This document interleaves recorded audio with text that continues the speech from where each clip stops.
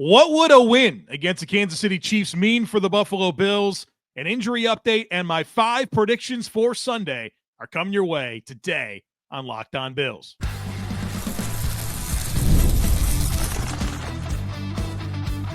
You are Locked On Bills, your daily Buffalo Bills podcast. Part of the Locked On Podcast Network, your team every day. What's up, Bills Mafia? It's Joe Marino, author of Go Bills and Buffalo's Run, also the co-host of the Locked On NFL Scouting Podcast, and I'm your host of Locked On Bills.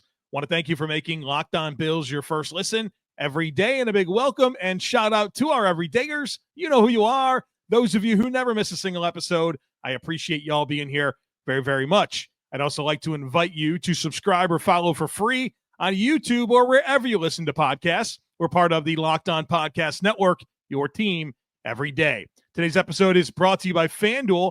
You can start the season with a big return on FanDuel. New customers can place a $5 bet, and you'll get started with $150 in bonus bets if you win your first $5 bet. Just visit FanDuel.com to get started.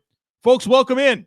This will be our final conversation before the Buffalo Bills host the Kansas City Chiefs on Sunday and look to get their 9th win of the season and hand the Chiefs their first loss of the season. The Chiefs 9-0, the Bills 8-2, a big game. And we're going to break down my final thoughts here. We'll talk to Dr. Kyle Trimble of Banged Up Bills about the injuries. And, of course, I have 5 predictions for how Sunday is going to go to close things out. Start with a couple of newsy items first. Taron Johnson, Bills slot corner, named AFC Defensive Player of the Week for his efforts against the Indianapolis Colts. Obviously a pick 6, a sack, almost had another interception, a big-time game for Taron Johnson. It's awesome to see him continue to be recognized for the playmaker that he is. Also on the Chiefs side of things, Harrison Butker, their outstanding kicker, not available for this one. Had a knee injury in practice on Thursday. He went on injured reserve. And the Chiefs have signed a kicker from the Jets practice squad to handle their kicking duties on Sunday against the Bills. That's no small deal. Harrison Butker, one of the best kickers in the NFL, obviously a big game kicker, tons of experience. And so they take a hit there for sure. The one thought that I do have, though, is I surely hope this doesn't mean Andy Reid's going to have a bigger appetite to go for it on some 4th downs and keep Patrick Mahomes on the field, because I'll take less Patrick Mahomes if we can get it. But we'll see how that all shakes out. Obviously, Harrison Butker, one of the best in the business. I want to focus on 2 things here the rest of this opening segment. I want to talk about what a win on Sunday means for the Bills and what a win on Sunday means for the Chiefs. Obviously, this is a game with a lot of hype. Mahomes, Allen, Bills, Chiefs, CBS game of the week. It's a big one. It's one that everyone's going to watch. What does a win for the Bills mean? Well, I'll say this. It's not nothing. This would be a nice signature win for this football team going into the bye. And coming out of the bye, you got a tough stretch. You host the Niners, to the Rams, to the Lions. This would be a good game to win for sure. And we certainly don't want to sit here and stew on a loss to the Chiefs for 2 weeks. Nobody wants that. I don't buy the whole confidence boost thing. A lot of people saying, yeah, it'd be big for the Bills' confidence if they were to win this game. What? The Bills have been one of the best teams in the National Football League since 2020.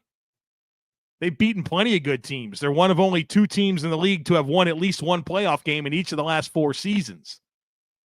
I don't really buy that the Bills don't have a signature win and they've only beaten like mediocre to bad teams. Like I certainly want them to beat the Chiefs, and it'd be great to beat the Lions and the Rams and the Niners. Of course, but I don't buy this whole it'd be big for their confidence and their belief. Come on now. But my overarching thought here from the Bills side of things is I do want them to win. I think it's important to get a top 2 seed. I want a top 2 seed for the Bills. That way you at least have 2 home playoff games. And if you were to face Kansas City, who I anticipate will be the number 1 seed, you don't have to deal with them until the AFC Championship game. So, yeah, I do think a top 2 seed is helpful, and I think winning this game really helps the Bills become one of the top 2 seeds in the AFC. But I don't know that there's a really good path for the Bills to be the 1 seed. I like that if you win this game, you put pressure on Kansas City, but I still think it's unlikely to catch them. The Bills' remaining schedule, of course, the bye week, then you host the Niners, at the Rams, at the Lions, 2 at home against the Patriots and Jets, and then you finish at the Patriots. For Kansas City, I just don't know where their losses are coming. At the Panthers, the Raiders, they host the Chargers, at the Browns, they host the Texans, to the Steelers, to the Broncos. So the Bills would still be 1 game behind Kansas City if they win this game. Again, I want the win. I want to put the pressure on Kansas City. There's no doubt in my mind. But I still think it's going to be hard to catch them. You're going to need them to lose a couple of games that they're not supposed to, and you're going to have to handle your business against a pretty daunting stretch here, at least the next 3 out of the bye. I also wonder about this whole, can you beat Kansas City twice in a season? You've heard that a million times. Like, beating a team twice in a season is hard. Of course, the Bills have won this game, this regular season game against Kansas City, each of the last 3 years, and has not mattered in the playoffs. Of course, 2 playoff losses to Kansas City over that stretch, and then, of course, the Bengals loss. There's been 2 teams that have been able to beat Kansas City twice. The 2018 Patriots with Tom Brady and the 2021 Bengals with Joe Burrow. You've had several teams that beat them once and had a chance to beat them twice in the season and failed. The 2019 Texans and Titans, the 2020 Raiders, the 2021 Bills and Chargers, the 2022 Bengals, and the 2023 Bills. 1, 2, 3, 4, 5, 6, 7 teams have had a chance since Patrick Mahomes became the starter in 2018 to beat them twice. 7 times they failed, and then the 2018 Patriots, the 2021 Bengals were able to do it. I'd love for the Bills to get on that list. Boy, I'd love that. I'd like to see the Bills be rewarded for beating Kansas City during the regular season at some point. Maybe this will be the year. So this would be a good one to get for the Bills. There's no doubt about it. A win for the Chiefs means they're going to be the 1 seed. It would take a miracle for them to not be the 1 seed. The Steelers are in competition for the 1 seed. Losses are coming. They play the Ravens this week. They have difficult schedule the rest of the way. They're going to lose some games. The Ravens already have 3 losses, including a head-to-head to Kansas City. If the Bills lose this game, that means Kansas City wins. That means the Bills have 3 losses, including head-to-head to Kansas City. And there's no other team that's in contention for the 1 seed. And for Kansas City, getting this bye matters a ton because their bye came in week 6. Their natural bye came in week 6. And Super Bowl winning teams typically have later season buys. So they'd love to get that bye in round 1 of the playoffs. Again, their remaining schedule at the Panthers, hosting the Raiders and Chargers, at the Browns, hosting the Texans, at Steelers, at Broncos. It'd be hard for me to see enough losses there for Kansas City with the win over Buffalo to not be the 1 seed.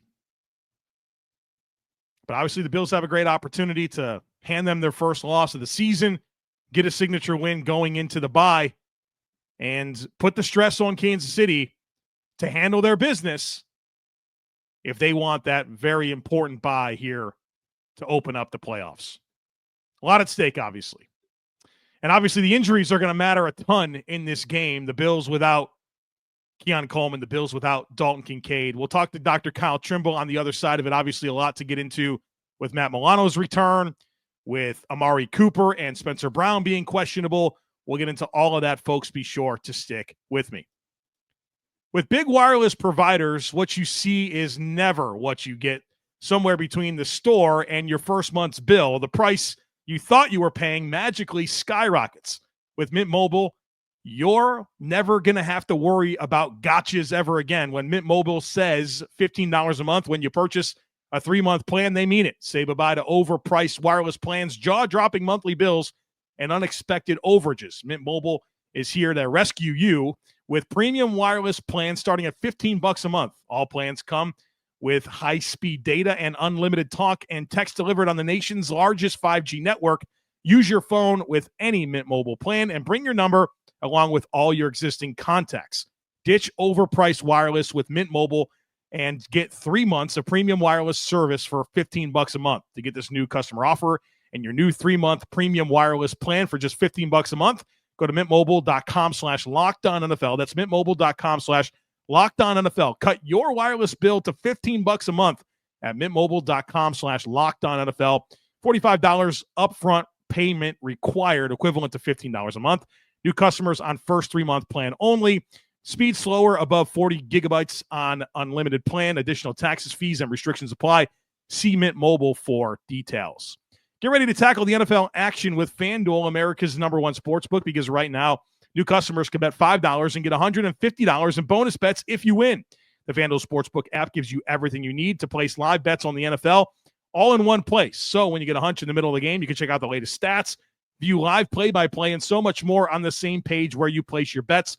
Just visit FanDuel.com to join today. You'll get started with $150 in bonus bets if you win your first $5 bet. That's FanDuel.com.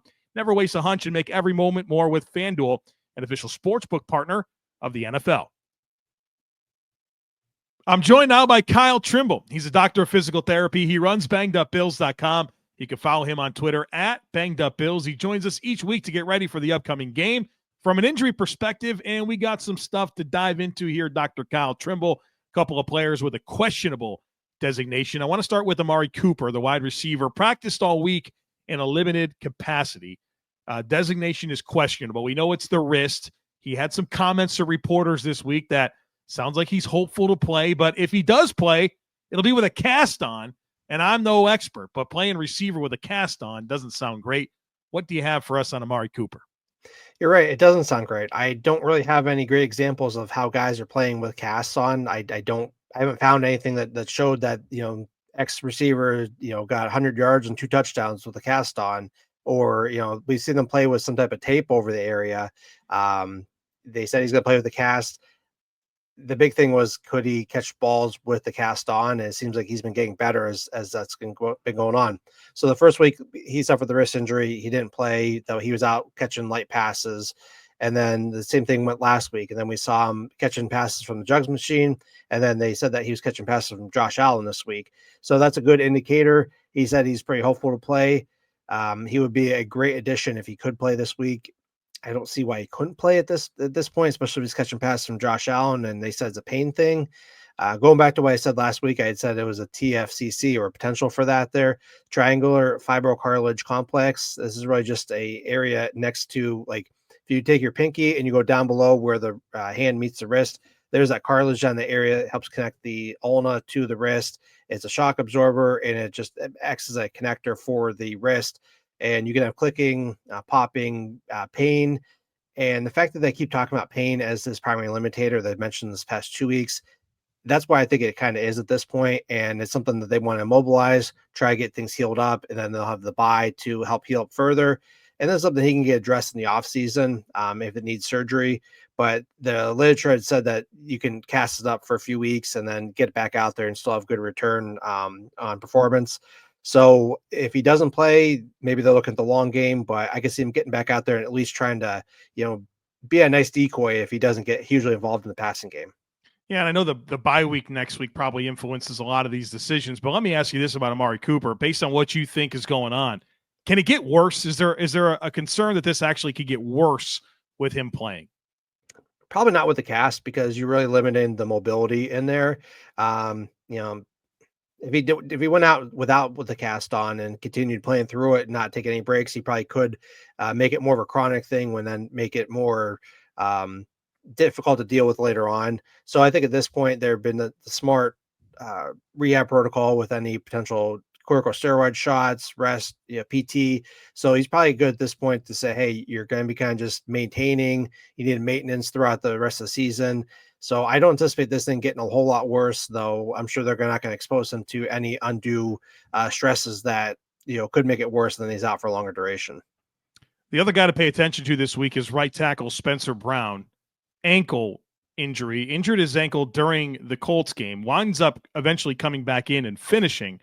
Didn't practice Wednesday, Thursday, limited on Friday, listed as questionable. Earlier in the week, Sean McDermott said that he was hopeful that he could practice later in the week and that he could go for Sunday. I'm sure you heard the same stuff I did from Spencer Brown talking about, kind of knew what happened and when it happened. And of course, kind of probably some swelling in the days after the injury, but able to work through adrenaline to finish the game. Where are you at with Spencer Brown for this one on Sunday? He's 50-50 in my book. Now, there's a few reasons for that there. First, it's a low ankle sprain. He's dealt with this before. In 2022, he missed 2 games, so his ankle injury at that time was a lot more severe, and he did have the bye week to help recover during that time frame too. The fact that this is his kick slide leg and the outside portion on the right, playing right tackle, that's really the big question. If this was his left ankle, yeah, he's playing. There's no doubt about that. But he had said to Lenny Getzberg, Ryan O'Halloran, some of the different Bills beat reporters, that he's testing it out, seeing how it responds to today. He said that he's going to test it out again tomorrow. I think the team has a good idea what they want to do, but the fact that they keep trying to test it out says, hey, is there any way he can play?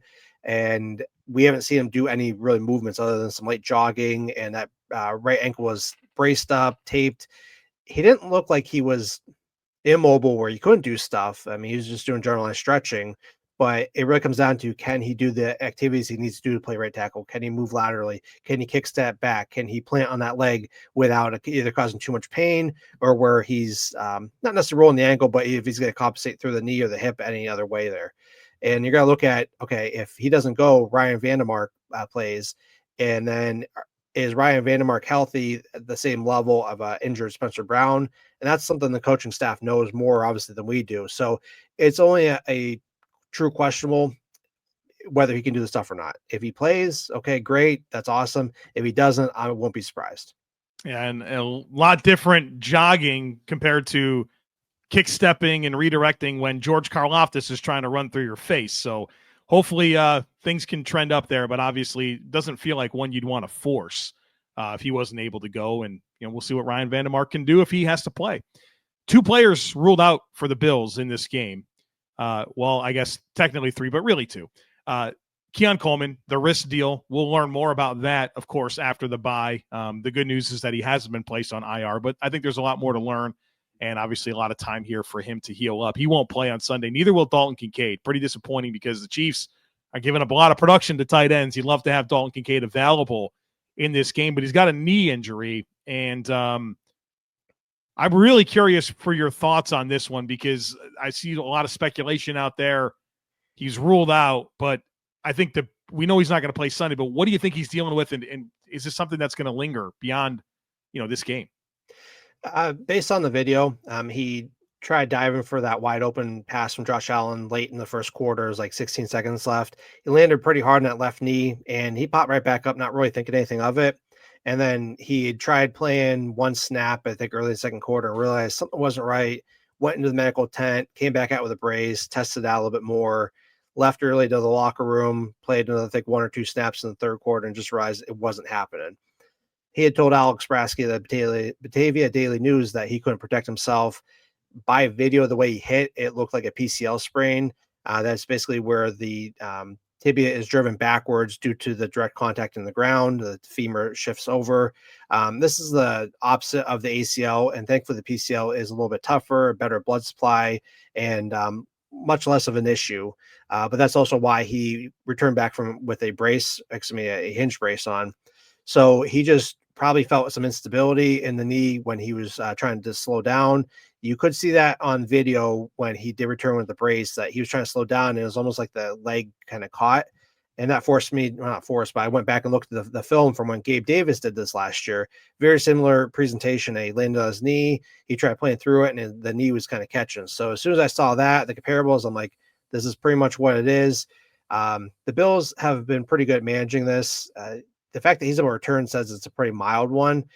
They still have guys miss games. They had Gabe Davis miss 2 games because he suffered this injury against Miami Week 18 last year, missed both the playoff games, and there's a chance he could have returned for AFC Championship game had they made it that far. And then back in 2021, Harrison Phillips suffered one against the Chicago Bears in the preseason. He only missed the final preseason game, but then he had about 3 weeks to recover. Every PCL sprain is different. There are some instances where guys have missed longer durations. I do have that up on my website if you guys want to check that out. But I think he's going to be more on the shorter side of the time frame. The bye week comes at the perfect time for him.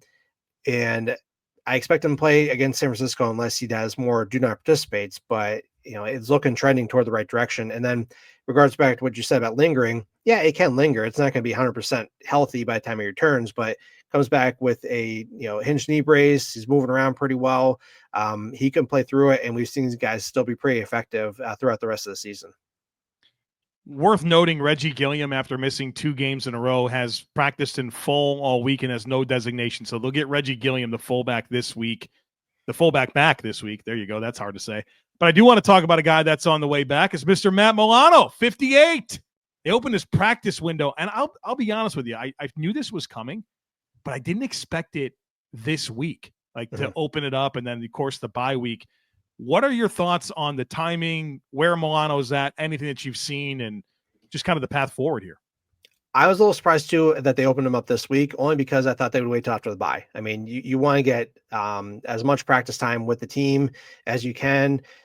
They had said something today I caught on one of the Bills beat reporters, and they said that they want to see how he practice this week, and then they want to sit down with head athletic trainer Nate Bresky to kind of see the path moving forward. I'm sure that they had planned to look at his timeline. They had that established already, but they wanted to see, hey, how do we ramp him up slowly? So I'm sure having that time off and having him work without the team around him probably played in a big part why they activated him early on rather than wait till after the bye. Like after the bye, it made more sense to me because then you got 3 full weeks to work with him with the team as he ramps back up.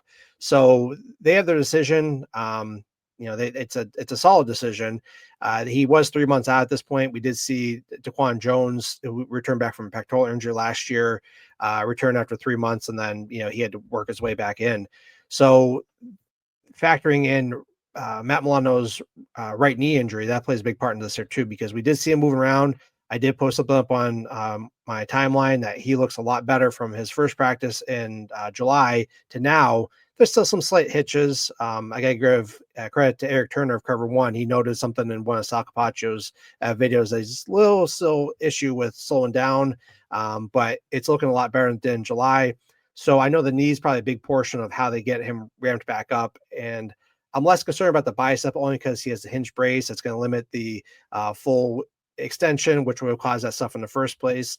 And then he was looking pretty good wrapping things up. So the bicep's more straightforward. The knee is still a big portion of his recovery, but the biceps tear is kind of a silver lining because he looks a lot better than he wasn't having to struggle throughout the entire season working on that knee and just being ready every week there. So I'm surprised, but I expect them to take the full timeline just because of the roster transactions, and then everything else comes along with that because he hasn't played football in over a year. Well, and opening the 21-day practice window, it would not surprise me if they put him on the active roster, and it's still gradual from there, whether it's a couple of weeks where he's inactive or a couple of weeks where he's only playing a smaller percentage of the snaps. I anticipate they'll have a good plan because getting him calloused up is going to be a big deal here, given he hasn't played since week 5 last year. So I'm curious to see what happens forward. It's coming. It's coming. I think that's the good news. And I think it's not discouraging that they opened it up now. It's just a little bit surprising. So hopefully he comes back and we see Matt Milano being the playmaking machine that he's been in the past. All right, Dr. Kyle Trimble, as always, appreciate you coming on and sharing your expertise. And hopefully we don't have a whole lot to talk about in our next conversation coming out of the bye. Thanks for being here. Absolutely. Go Bills. Time is our most precious commodity, so don't waste it scrolling through the same mind-numbing content for hours and hours. How can you spend it wisely to improve yourself? Our sponsor, Hillsdale College, is offering more than 40 free online courses, including Constitution 101, Introduction to Free Market Economics, The Rise and Fall of the Roman Republic, and more. All of Hillsdale's courses are self-paced so that you could start whenever and tune in wherever. Plus, you could go deeper with readings, quizzes, discussions, or just enjoy the lectures. Go right now to hillsdale.edu/lockedon to enroll. There's no cost, and it's easy to get started. That's hillsdale.edu/lockedon to register. Hillsdale.edu/lockedon. All right, folks, it's prediction time here on the podcast. Before we get there, I do want to remind you that I launched a Substack a few months ago. It's called Herd Mentality. Cool name there, right? And it's a place where I'm writing articles and producing additional video content. And I'd love for you to check it out. There's a link in today's show notes if you want to see it. I'm writing 4 posts a week. 3 of them are written, where I give you some big picture thoughts every week. I give you a Josh Allen scouting column where I break down everything about Josh Allen every single week, including some big-time metrics this past week about ball placement, about deep passing, about passing under pressure. Check that out, plus my weekly scouting matchup preview of the Bills' upcoming opponent, where I take every player, I grade them, I show you the head-to-head stuff. It's really cool. Check that out, in addition to my all-22 review clips. So after every Bills game, I study the tape, and then I give everyone in the Substack a post that's like at least 40 minutes, usually, of me breaking down plays from the Bills game with me doing voiceover commentary of the video. So you get that as well with the Substack. Check it out. There's a link in today's show notes to be part of that. Plus, if you join the Substack, you get into the Discord where we have over 1,300 Bills fans in there talking Bills, talking life, talking Sabres, cooking, whatever we want to get into. And it's a really cool community. I do a lot of extra things for the Discord community. We do a weekly kind of like hangout on Wednesday nights where I take questions, we interact and have some fun, and we do other things. We have trivia contests, a daily poll, all kinds of cool stuff. So check that out. There's a link in today's show notes to be part of the Substack, which also gets you into the Herd Mentality Discord. Prediction time. Let's do it. I got 5 of them for you. My first prediction is that the Bills become the second team to gain over 320 yards of offense against Kansas City. They have not given up more than 320 yards since week 1 to the Baltimore Ravens when they gave up 452. The most they've given up since is 320 to the Bengals. 5 of 9 teams that Kansas City's played this year has been under 300 yards. They're not giving up a lot of yards. I think the Bills go for over 320. So that's my first prediction. Bills become the second team to gain over 320 yards of offense against Kansas City. Number 2, put me down for 50 rushing yards or more for Josh Allen. I think Josh Allen's legs will matter in this football game, and he's only rushed for 50 or more yards twice this year. 54 against Houston, 50 against the Colts. I think Josh is going to be feeling pretty spry for this one, taking off a few times. I think it's an X factor in big games, his ability to not only scramble but have some design runs, short yardage, allowing him to get outside the tackles with some pullers and take advantage of the athleticism of this offensive line and Josh Allen as a runner. I think he's going to take off a little bit. Put me down for more than 50 yards rushing for Josh Allen in this game. Number 3, put me down for a Dawson Knox touchdown. There it is, Dawson Knox touchdown in this game. Has 3 touchdowns in 6 career games against Kansas City. Dalton Kincaid not available. Kansas City has given up the most yards this year, 2 tight ends, and they've only played 9 games. Most teams have played 10. They've been giving up tight end production. It's a shame that Dalton Kincaid's not available. I do think this is a big opportunity for Dawson Knox. I do think he finds the end zone this week. If I was bold enough, I'm not going to go bold enough, I would also predict an Xavier Worthy touchdown. You got to feel some of the petty there from the Chiefs side of things, whether it's an end around or some kind of just little whip route in the red zone. I feel like an Xavier Worthy touchdown's coming, but I feel better about Dawson Knox scoring a touchdown, which is a pretty aggressive bet. Put me down for that for my third bet. Number 4, I'm predicting 5 or more receptions for Bills running backs in this game. So between Cook, Davis, and Johnson, I think they catch combined 5 or more catches, which, keeping in mind, they only average a combined 3.8 catches per game. So I'm expecting them to be a little bit more productive. I think this is going to be an important week for Josh Allen to take the short stuff. The EPA per drop back when the air yards is under 10 against Kansas City, they are towards the bottom of the league, 30th in the league in EPA per drop back on short passes. And they're going to be in some conflict here because they're probably going to want to spy Josh Allen. And if they spy Josh Allen, throw the ball to these running backs all day long and let them create after the catch and allow that to kind of soften them up in some ways. Expecting a lot of blitzes from Kansas City, 3rd highest blitz rate in the NFL. Get your backs involved. I think that will happen. So I'm expecting a good amount of receiving production for Cook, Johnson, and Davis, 5 or more catches for them.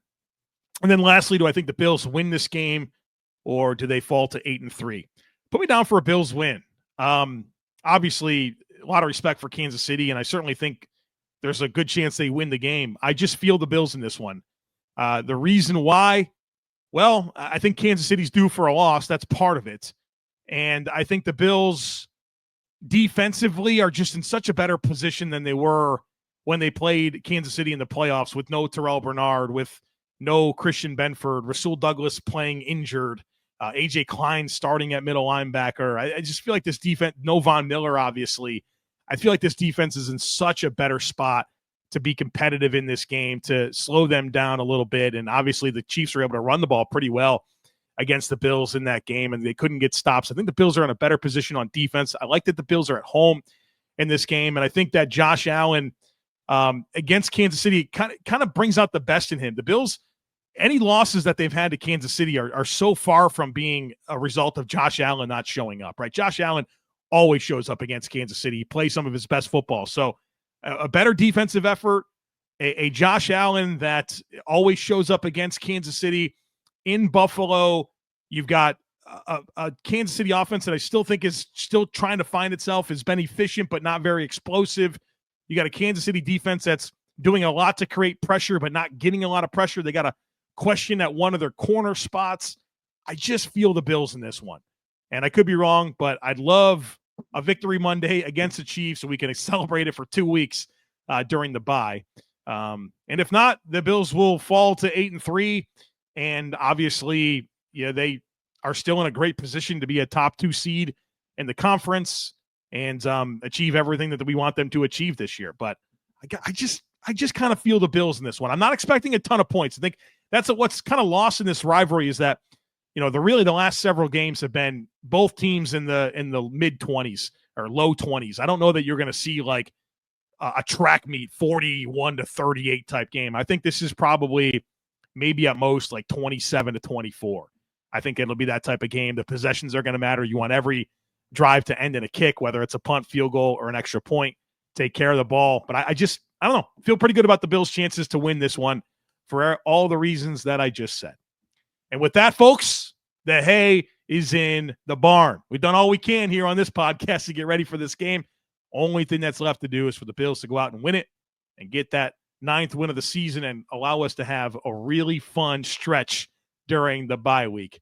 All right, folks, that's it for us here today. As always, I kindly ask that you share, subscribe, rate, and review. Have a great rest of your day. Go Bills, and I look forward to catching up with you again real soon.